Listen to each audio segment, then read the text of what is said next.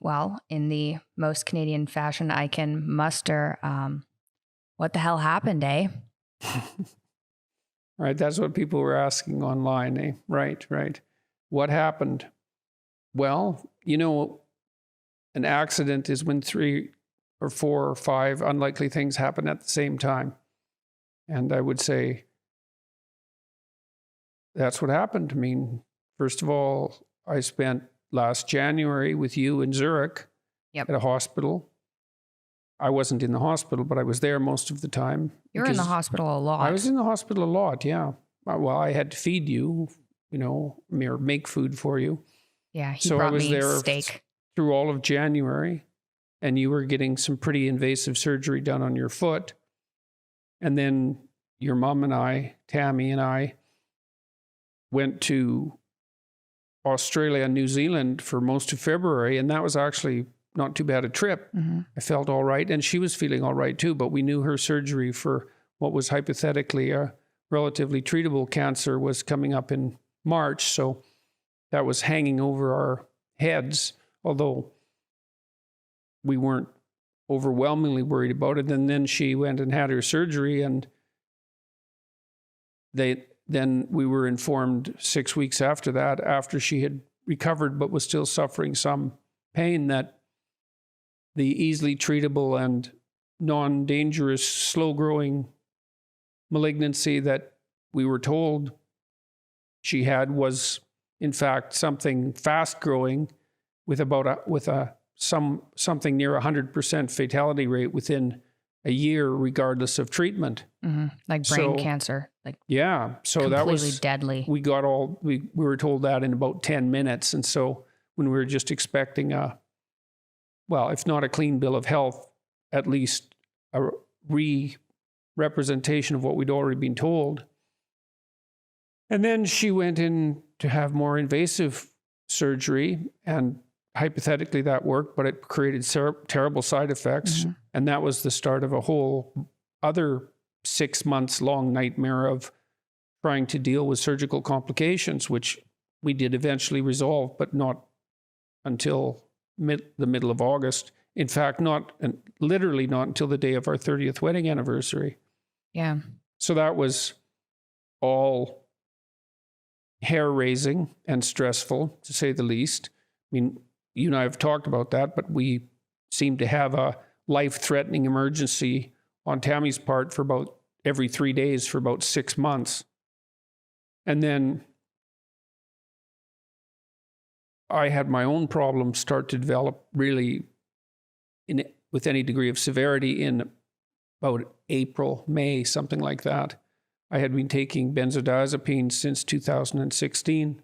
So why, before we get into that, why did you start taking benzodiazepines? Well, in over the Christmas vacation in 2016, you and I and Julian and my son and Tammy went out to Vancouver Island to visit her parents and siblings. And when we were there, you and I and Andre, your husband, ate something that didn't agree with any of us and had a very severe reaction to that. I'm still on board. It was sodium metabisulfite. That seems to be the most logical conclusion, but I was, we had the same symptoms. I don't know if I was any more seriously affected than you or not, but I was freezing cold for about a month. I couldn't get warm no matter how much I wore. I couldn't stand up without fainting. I couldn't sleep. I don't think I slept at all for something on the order of 3 weeks. Yeah, people you went on Joe Rogan and talked about a sulfite reaction you had and how you didn't sleep, and people commented that, oh, it's not possible to stay awake for that long. But if you actually look into sodium metabisulfite allergies, the symptoms that we experienced aren't unheard of. There are papers. Well, it's also impossible to stay awake voluntarily that long. That's not the same as not being able to sleep. Those are very, very different things. Whatever. It's possible that when I was laying there thinking I wasn't sleeping, that now and then I drifted off and would wake up and not notice. I mean, I can't eliminate that as a possibility, but I can certainly tell you that I slept little enough so that it was exceedingly unpleasant. It's a very long time to stay awake. And when we went back to Toronto, our family physician prescribed benzodiazepines, which are often used as a sleeping aid and an anti-anxiety medication, and something called zopiclone, Imovane. And I hardly took the Imovane at all, maybe 4 or 5 times. But I took the benzodiazepine the way that it was prescribed, twice a day, 0.25 milligrams. And that seemed to bring the symptoms to a pretty rapid halt, which is also part of the reason I didn't need the Imovane. And then there were so many other things going on around me at that time that I never really thought about it again. You know, I thought that it was a relatively harmless drug, and I was taking it in a prescribed fashion at not too high a dose. And I developed symptoms that I now recognized were associated with its use. Weakness on my left side, and like a feeling of detachment from people around me, people I loved, some decrease in the ability to experience joy. But it wasn't until much later that I actually associated with the benzodiazepine use. Yeah. When your mom got so sick, my anxiety levels had been climbing up again. Well, yeah, that was unbearable. I mean, the response I had, if you're told your parent or your wife of almost 30 years has no chance and is going to be dead in the next 10 months. That's what we were told. That Yes. surgery doesn't help and that chemo doesn't help and that this is a fast growing cancer and you're screwed no matter what. Right. That's what we heard in one day. So Right. yeah, Well, anxiety. and then we went all over North America, to New York and to Houston and to LA, looking for different opinions before we decided to settle on surgery. But and everyone gave us the same opinion. yes, which was that nothing is going to help, but surgery was probably the best low probability bet. Yeah. So I asked my doctor to increase the benzodiazepine dose, but what seemed to happen as a consequence of that was that I just got more anxious. So again, in retrospect, it seems like I had a rather uncommon but not unheard of reaction to benzodiazepines, where increased dose makes anxiety worse instead of better.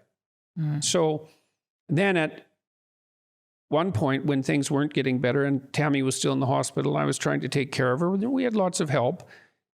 I stopped taking them entirely and tried ketamine, which is a treatment for depression. Well, neither of those were a very good idea as it turned out. So I had to stop taking benzodiazepines entirely to take the ketamine. Oh, yeah. Then I didn't go, then I stayed off them for something approximating a week. It was a week. Knowing that was a very bad idea. And I often think I should have known these things because I did a lot of scientific research when I was a graduate student on alcoholism. And I knew that alcohol and benzodiazepines and barbiturates were all the same chemical class, at least in terms of their effect on neurological effects. But what I knew about benzodiazepines was that they were comparatively safe compared to barbiturates, which they basically replaced. But that's much less true than everybody who's taking them hopes. And they're very widely prescribed. And I don't remember what the probability of developing a dependency on them is if you take them for more than 2 weeks. It's 50%, I believe. It's something like 50%. Yeah, if you take them for 2 or 4 weeks. Yeah, and over 4 weeks, it's much, much higher. Right. And most people prescribe them, stay on them for life. And that could have something to do with the fact that they're very difficult to get off of. Yeah, well, it was unbelievably unpleasant. I mean, it was unbearably unpleasant. And so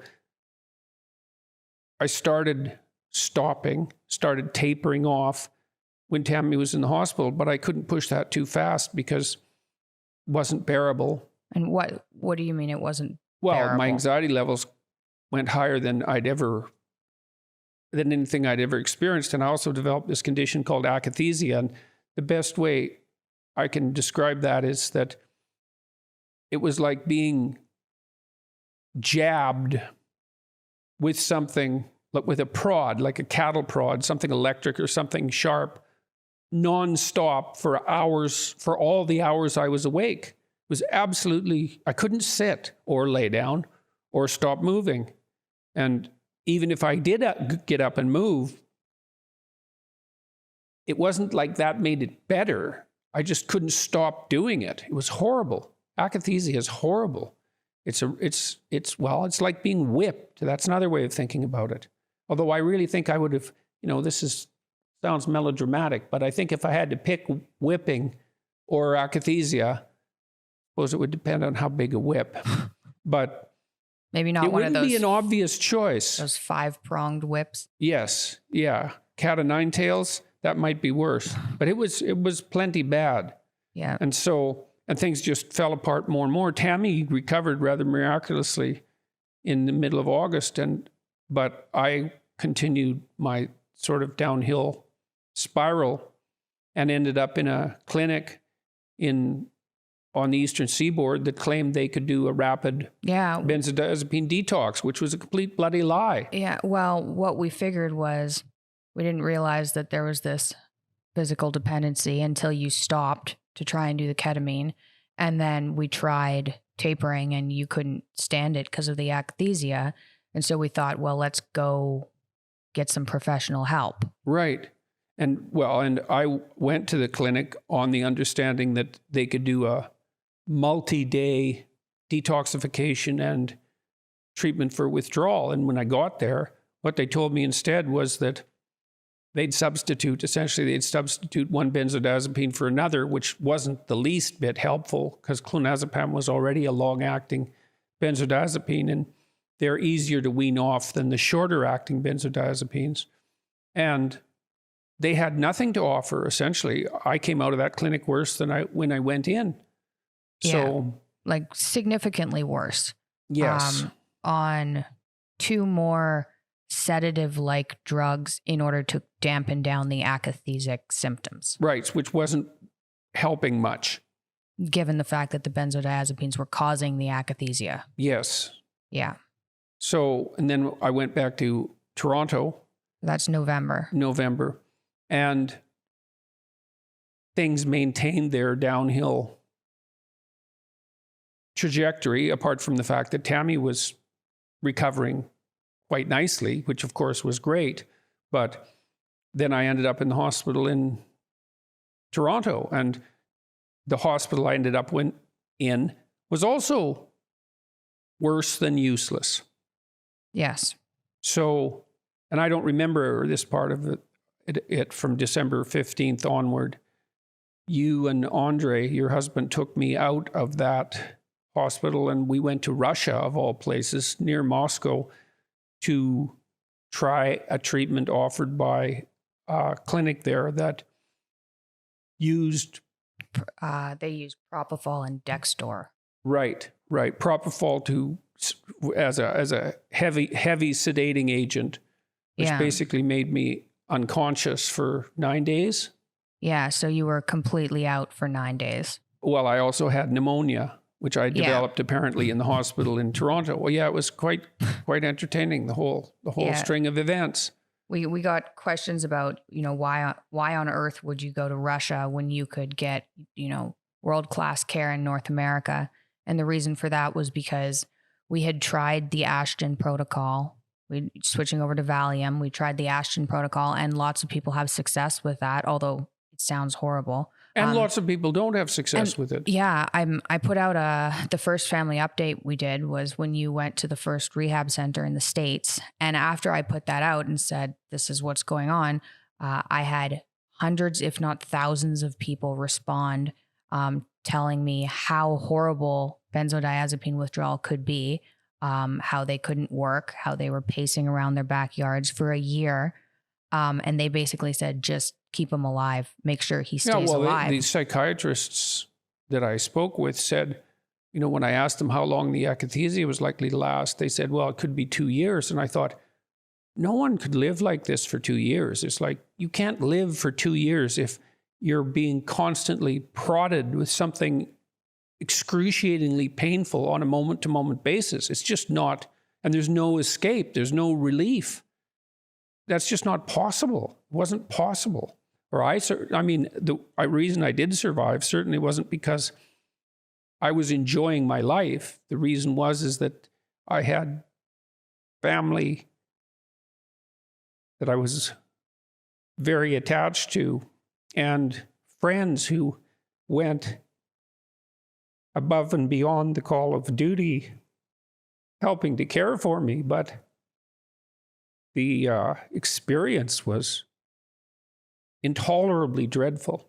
And it's so strange because we're now in Serbia, weirdly enough, in Belgrade of all bloody places. And we've been here about 2 weeks and went to yet another specialty clinic run by an anesthesiologist. And they modified the medication that I was taking in Florida, which is where we were last. And I don't know, I can't understand it, but virtually all my symptoms have disappeared. I'm still weak if I get up and walk around. I don't have my stamina, but I can think clearly. I feel I'm back to my regular self, such as that is. Yeah. During the mornings and during the days, I can work. You know, it's very surprising to me that this happened so rapidly, but it has, and that's why we're doing this podcast and or this video. But and hopefully it'll last. And Tammy is coming. I haven't been with her for more than a few days since middle of December. And that was partly because I was in bad shape and she wasn't in good enough shape to be patient with me. I mean, Jesus, she had a terrible time. She almost died like every day for 6 months, like you said. And you were suffering so much that anyone around you suffered. Yes. Because of how horrible it was to watch. It was horrible. So just to back up a bit, you went to a hospital in Toronto and they were going to make things worse rapidly. They weren't willing, because of your akathisia, which was making you crazy, they weren't willing to slow taper you down. They just wanted to stabilize you by keeping the benzodiazepines there. So Andre and I found a clinic in Russia that would actually put you to sleep using propofol so you wouldn't have to suffer while they took the benzodiazepines out, and doing a detox. Or suffer as much. Oh, at least you'd be unconscious for that period of time. And doing a detox on benzodiazepines isn't recommended. You're supposed to do a slow taper, but your akathisia was so bad that even staying at the same dose was dangerous. Right. So we needed to get rid of that. So we spent time in Russia, managed to get it out, and it was horrible. Well, you guys took a big risk taking me out of the hospital in Toronto, which nobody recommended. The psychiatrists certainly weren't in favor of it. And taking me somewhere as foreign as Moscow and then attempting this, generally unadvised treatment. It was all surreal. Yeah, it was terrifying. And when I woke up,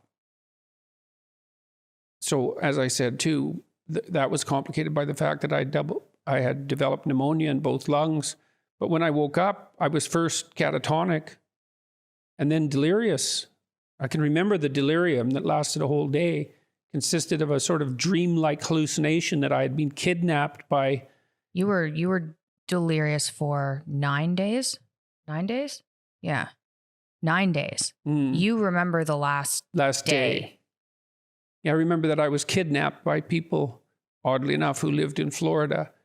And they were like very rural, backwoods people. And Florida tree people. Yeah. And that they were going to, the leader of this little gang who kidnapped me were going to kill me because the leader was going to kill me because he wanted to impress his girlfriend. And it was a very, very vivid dream that I had while I was awake. I knew I was in the hospital at the same time. That was just one of the... And I also remember that when I first woke up, I was irate because my hands had been secured to the side of the bed because apparently I was tearing out the IV tubes that I was connected to because I didn't want to be in the hospital. I had no idea why I was in the hospital or where the hospital was or where anybody I knew was. We had, to back up a bit again, we had agreed when you were in the hospital in Toronto, like our whole family had sat down and agreed that the best option was this rapid detox in Moscow. And you'd been part of that discussion. But when you woke up after the detox in Russia, you couldn't remember any of that. Right. I remember being really angry with you when you first showed up because there were very limited visiting hours, but I didn't know that. It was this, oh man, it was so awful. It was, we ended up in like the outskirts of Moscow in a clinic for severely ill people. Yeah. And it was like Soviet-esque guarded. So the visiting hours were 2 hours from 4 to 6. And you guys were driving how far a day to come and visit? It was like 2 hours each way. Right. And in Moscow the winter. deep of winter, in rough traffic, in bad weather. Yeah. To visit an ICU that was full of people who were in very rough shape, including me. Oh yeah, you fit right in when you first got there. And at first it was like how, oh my God, we brought Dad to Moscow and destroyed him. Well, that's what the doctor told you, wasn't it? The first one of the first ones said that. Oh yeah. Andre, I couldn't even, like, there was one day that was so bad I couldn't go in. And Andre went in and they said, you know, why are you here of all places, in Russian? And Andre said there was no one to help him in the West, which there wasn't. We looked everywhere. Right. And we tried 2 clinics and talked to multiple psychiatrists and none of them could help. And she said, great, you've brought him here to die. So, and that was, you know, the scary thing about the hospital you were in Toronto is you had pneumonia that wasn't picked up until we got to Moscow. So when you arrived in Moscow, you had a fever and pneumonia in both lungs.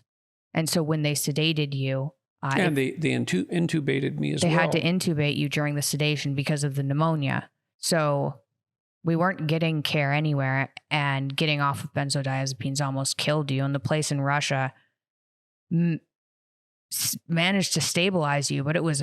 Yeah, to some degree. Like I didn't have the akathisia was much reduced. Yeah, when the benzos were finally... So they did some plasmapheresis as well to get rid of the benzodiazepines in your blood, because the half-life of benzos are so long that even when you stop taking them, of that particular kind, particularly. Yeah, it takes a really long time for it to get out of your blood. So one of the things they did when you were under was plasmapheresis to get rid of all the benzodiazepines. So when you woke up, the only good thing that had happened was you weren't taking benzodiazepines and you weren't akathesic. You were totally screwed, but you weren't akathesic. Right, yes, and that was a great relief. And then we went to a rehab center for a while in Moscow that was less medical and more physiotherapy oriented. And for a while I couldn't type because I couldn't remember how to put my hands on the keyboard.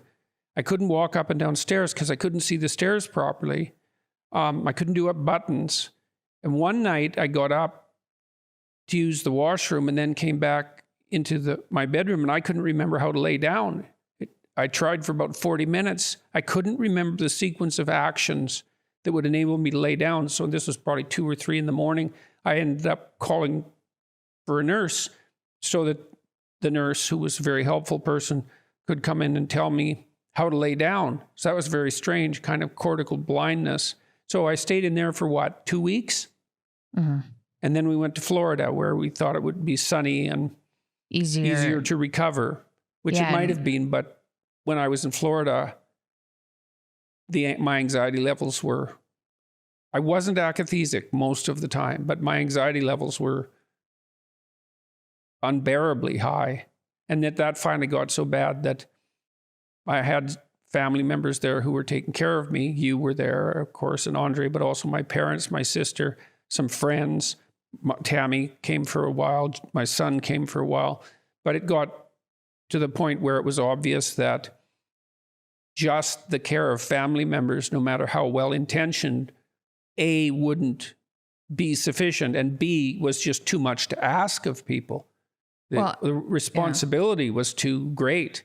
And so that's when you and Andre had been communicating with this Serbian medical clinic for about 6 weeks, something like that. And they had been quite helpful. 5 months. Okay. Well, this is partly why we're doing this together, is because I don't know all the facts at hand. Yeah. But they were helpful. They were helpful. We, Andre managed to get in touch with this clinic in Belgrade where it's not, at least people who are treating you, it's not run by a psychiatrist, it's run by an anesthesiologist, which seems to be how you need to be treated. Well, it seems to be working for me at the present anyways, and that's the best we've got.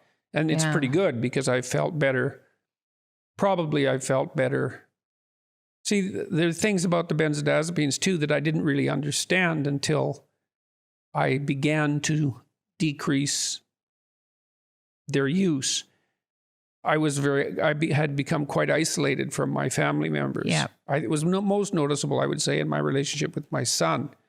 But it was like there was a barrier up between me and people. It was noticeable. It was noticeable. I attributed that to the strange twists and turns my life had taken in the previous 2 or 3 years, because there was no shortage of strangeness on that front. And then also I had a strange muscle weakness that plagued me. And I now realize in retrospect that was all a consequence of benzodiazepine use. So using it, well, this is part of the reason we're doing this podcast or video as well, to let people know these are very widely prescribed drugs, and they are not safe to take for more than 2 weeks or a month at the absolute maximum. And if you take them longer than that and you end up addicted, or dependent, which means that you'll suffer withdrawal symptoms on their cessation, you are going to be one sorry person. Some people, have a better time of it when they stop their use than others. But enough people have a terrible time so that it's an absolute, it's a medically induced epidemic. It's a complete bloody catastrophe. Yeah. It's probably worse than the opiate epidemic, and that's really saying something. So, and I don't know if I'm out of it or not. I have a hard time believing how much better I feel than I did 2 weeks ago. It doesn't seem plausible. So, it's possible that things will just deteriorate for me again, although I don't feel like that at the moment. I feel like things are put back together in an important way. Fortunately, one thing I've been able to continue doing through all of this is I'm writing a new book, and it's due in the middle of July, and that's going quite well. And I was able to do that even when I was in these different clinics, hospitalized in all these different clinics. Although I don't think I did any writing in Russia. No. Not until the very end. Yeah. At the very end, you did before we went to Florida. Yeah. You were editing. Yeah. Well, I remembered one other thing we were going to discuss.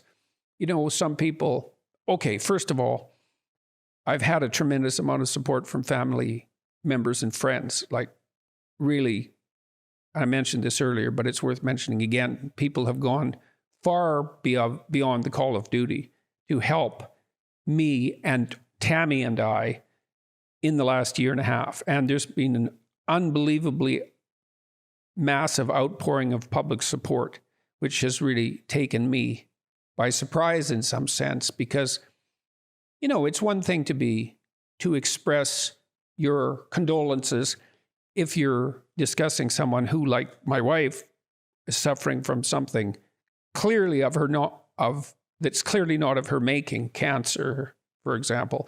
But a dependence is more ethically questionable, right? Because you think, well, everyone thinks, well, what did the person obviously made some errors in choice that contributed to this. And that's a reasonable objection. And despite the fact that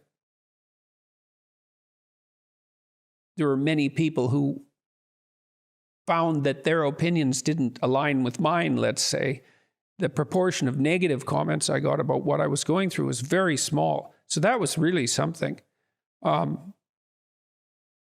But nonetheless, one of the things I wanted to talk to you about today was the fact that, what's the old saying? Physician, heal thyself, right? I wrote a self-help book. I'm a psychologist. It's like, well, why the hell didn't I see this coming? And why wasn't I more cautious? And I think those are reasonable questions. Why should people take advice from? And then that's the next question is, why should people take anything I say seriously because of that?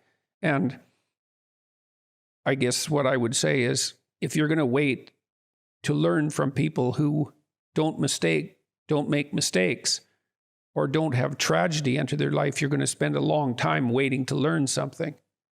And the second thing I would say is, in my lectures and my writings, I've never suggested that I was anything other than one of the people who also needed to learn these lessons. So I included myself in the population of people who needed some moral improvement. And then the last thing would be, you have to make the decision about whether or not to attend to anything that I'm doing based on your own judgment about what I've done and said. And if you find that that's not convincing, then that's your prerogative. And if you find that it's useful, then, well, I'm delighted by that, obviously. And that's that. That's as much as there is to say. Well, I think one of the points of doing this podcast was to inform people so that other people don't have to go through the same thing you went through, because watching it from the outside was the worst thing I've ever seen. Definitely. And hopefully educating people on the dangers of this will... Well, that's saying something, because weren't you awake when they replaced your ankle last year in January? Oh, yeah. But that was like, there was still an element of... Yes, I was awake when they replaced my ankle because I was trying to avoid the general anesthesia, because I didn't want the general anesthesia hangover. I should have just done the general anesthesia, which is something I realized when they were hammering my ankle. But yeah, watching you in how long you've been in pain has been significantly worse. And I did want to mention too, because people are going to be wondering, why you didn't get more help in North America. And one of the reasons was, well, we went to Russia. We successfully got Dad off of benzos, which 2 clinics in North America hadn't been able to do. We did manage to do that. And the damage that the benzos had caused and the detox caused was significant, but there wasn't any akathisia. So then we brought you back to Florida because we thought there's no point in leaving you in a center somewhere, right? You can come back, you can stay with family, and we can just wait. And maybe it's going to take two years. It looked like it was going to take a really long time if you were ever going to recover fully. We thought it'll be more comfortable in somewhere like Florida. And we waited. And it probably was. Yeah, well, Moscow winter was a little anxiety provoking, other than the medical experience you were going through. It was a little anxiety provoking. So there was Florida, and then the pandemic hit. So we weren't really able to go anywhere. And Andre and I spent months looking for a place that would take you and actually treat the neurological damage done by the benzodiazepines. Because this wasn't like, when I was 17 and had my ankle and hip done, I took OxyContin, a high dose of OxyContin for a year. And getting off of that, I experienced physical withdrawal, no psychological withdrawal. So lots of people aren't aware of the difference between psychological and physical dependence. Yeah, and that's dependence. basically the difference between abuse and dependence. Yeah, and physical withdrawals means your body gets used to the drug that you're on, and when you take it away, it's as if your body's missing something. Yes. So that's what I had with benzodiazepines. Yeah. So it's actually difficult to find, it's nearly impossible to find physicians that know how to treat neurological damage done by benzodiazepines. It turns out we couldn't find anyone in North America, and we contacted places because being treated in North America would be easier than being treated in somewhere that the main language isn't English, right? And so it took us 5 months of negotiations to find the clinic in Belgrade where there was an anesthesiologist who could treat you. And thank God that he apparently knows what he's doing. And then we got here 2 days after Serbia opened. Right. So we weren't waiting around like twiddling our thumbs, trying to figure out what to do with you. We were actively looking for physicians that could help you, but there weren't any. And we were absolutely terrified that we'd bring you to a psychiatrist in North America or a center there, and they'd say, his anxiety is through the roof, put him on benzos. Right. And then that would have been terrible. So we did look everywhere, and it's been very complicated. Yes, that's for sure. And it's been very complicated. And so, maybe we're confident enough that we've come out the other side of it, at least to some degree, that we were willing to risk making this interview, this video. And so, yeah. And, the reason we're doing it, apart from telling people that they should be exceptionally careful with benzodiazepine prescriptions, and like a very large number of elderly people are prescribed benzodiazepines, most of them women, but plenty of men too. And you do that at your peril. It also increases the risk of dementia quite substantially. So that's a lovely additional benefit.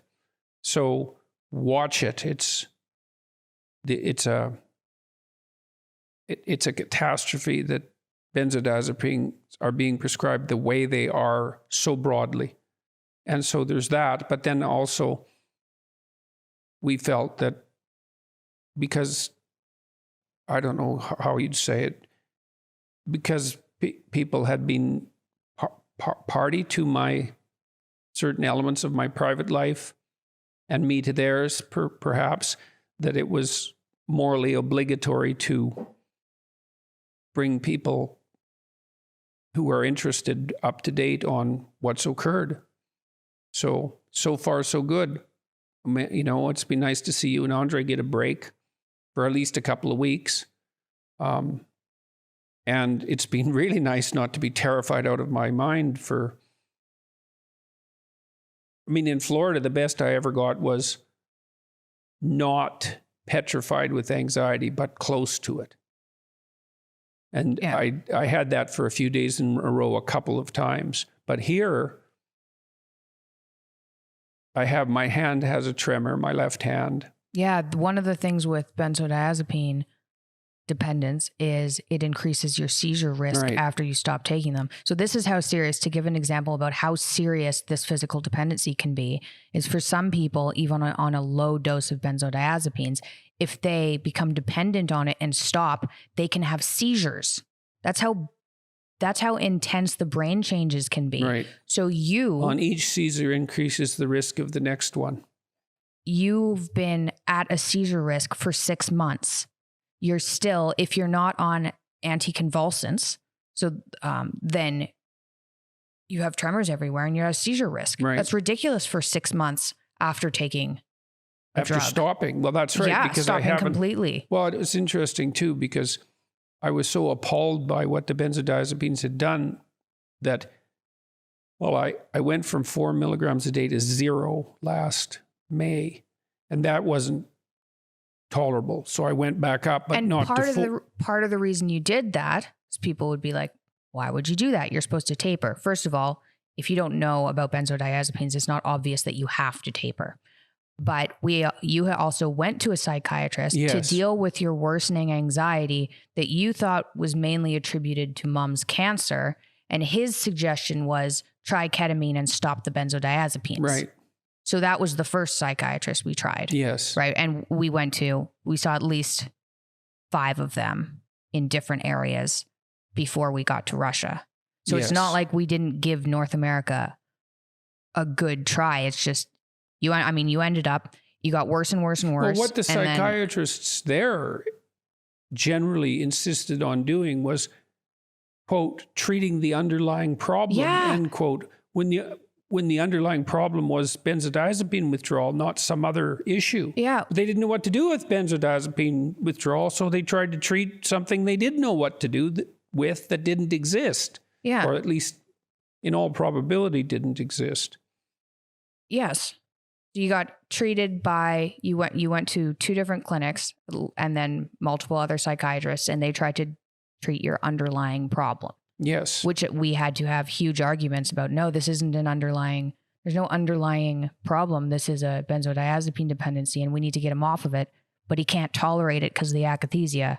So how do you make him more comfortable while he's weaning down? And there was they really had no idea what to do. That's right. And that's something they've been very good at this clinic. Yeah. And advising you and me, for that matter, for the last few months while I've been trying to get my head screwed on straight again.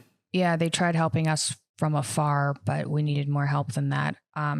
So I guess one of the things we've learned from this is there may be ways to treat benzodiazepine withdrawal, right, that we're not aware of in North America that I'm aware of. Yes. So there may be ways. We'll talk about this again at some point in the relatively near future, when we're more certain that what is happening to me now is working. Yes. It's only been 2 weeks and it looks great. I'm in way better shape. Sense of humor is back. Long. You can listen to music again. Right. Yeah. You're writing every day. Yeah. And I can write, I can create, not just edit. Yeah. It's a real relief to get my love for music back. And that's like a switch that's been turned on because it was gone completely. And now it's back completely. Very, very strange. So. Yeah. So we will talk more about what's helped if we know that it's helped. Yes. Then we could suggest to people what might be tried in the absence of any other options. What they can talk to their doctor about. But I'd like to reiterate, I don't remember I think it's 1 prescription either in 7 or 1 prescription in 9 in the United States is either for opiates or benzodiazepines. So that's obviously a huge proportion of the prescriptions. And it's very probable that someone in your family is currently taking benzodiazepines or will be prescribed them in the future for long enough to develop a dependence. It's like, people need to know this. It's not good. Those drugs are for short-term treatment of stress-induced anxiety. Or for surgery. They are used in surgery and things. Right. Yeah. But as a long-term treatment, they're a complete catastrophe. Yeah. And not everybody, there'll be the person or two that'll say, well, I took them and I got off of them. Yeah. And that's true. But it seems if you look at the statistics, if you're older, then it's harder. You're more likely to form a dependency, right? And maybe that's because your brain isn't as plastic. Maybe it takes just longer to heal from them. Well, it's also true of opiates. Not everybody who takes opiates for a long period of time develops a pronounced dependence. There's lots of individual variability, but the risk is still extremely high. Mm-hmm.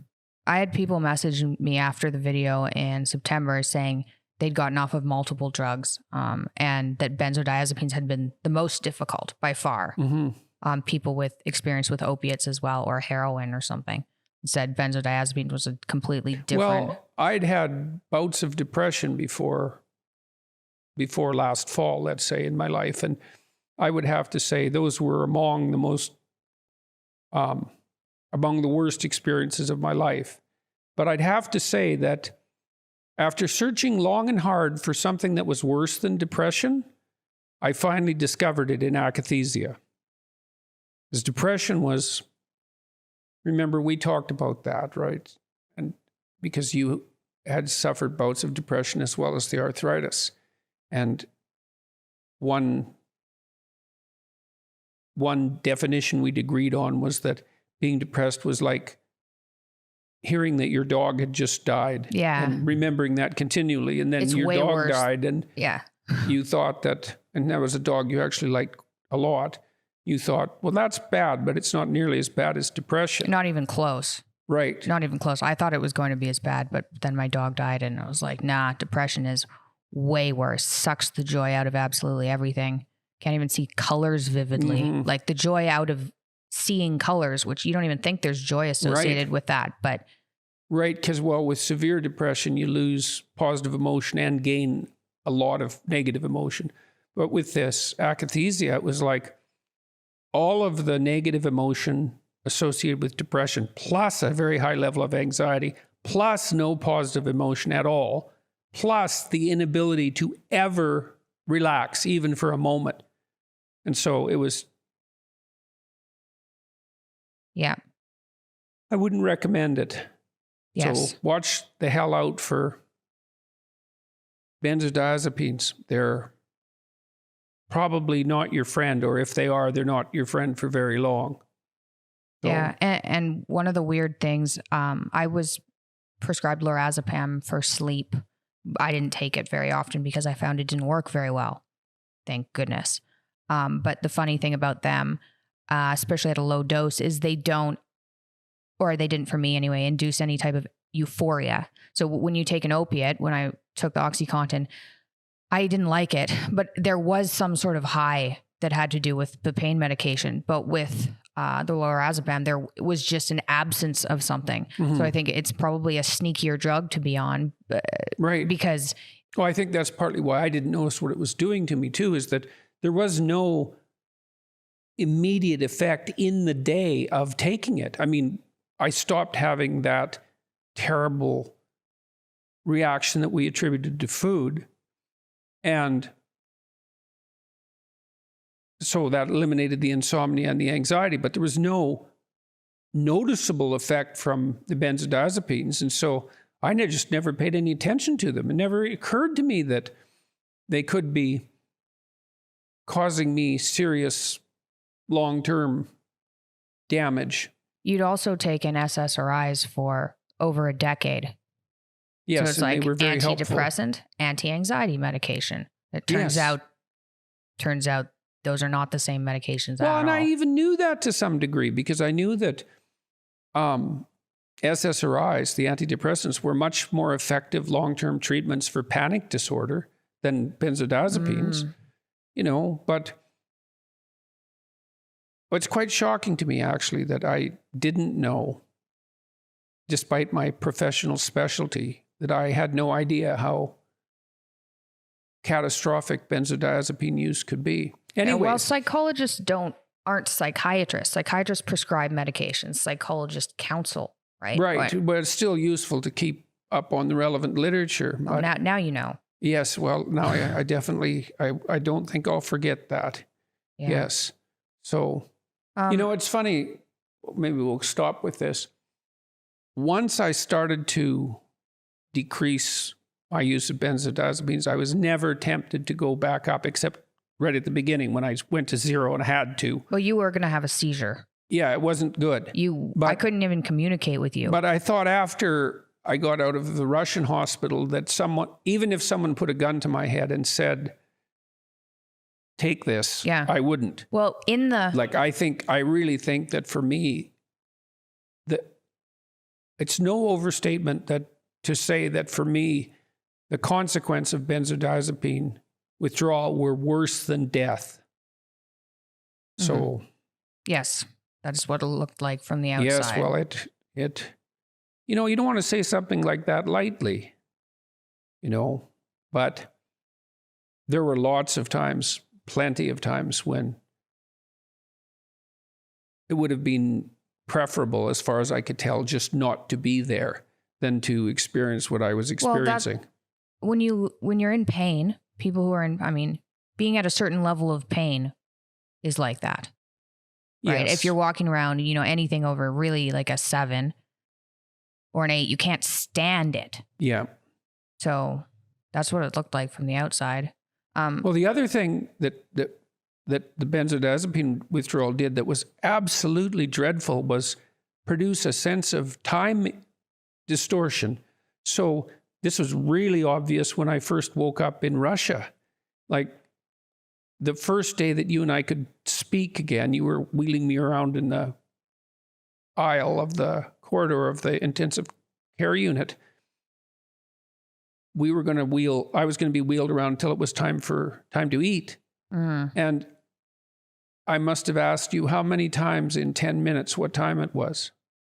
Probably every 45 seconds. Yeah, probably something like that. Yeah. And that's because for me, it felt like, a substantial amount of time had passed, an hour or 2 hours, something like that, some terrible amount of time. And so not only was I in pain and experiencing extremely high levels of anxiety, the duration of time had extended so that it was really unbearable. It was like the days were just lasting forever. And that actually disappeared quite a bit as the akathisia disappeared. And it isn't the case now, thank God, but it was brutal. It's funny, even now, because it's somewhat stressful to have this conversation, I can feel if I lift up my eyebrows a bit, like you might when you're interested in something. I can feel the tremors in my forehead, and that's partly stress-induced. So we should probably stop talking. Yeah, okay. We can call it a day. Yes. Well, it was good to be able to sit here and have this conversation. We're going to go eat a steak. That's the theory. Okay. All right. Well, thank you for talking with me. Well, thanks for being here. It's been a hell of a year. Thanks for your help, too. Yeah, well, I wasn't going to give up. And now we're in Belgrade and seem to have found an answer. Thank God.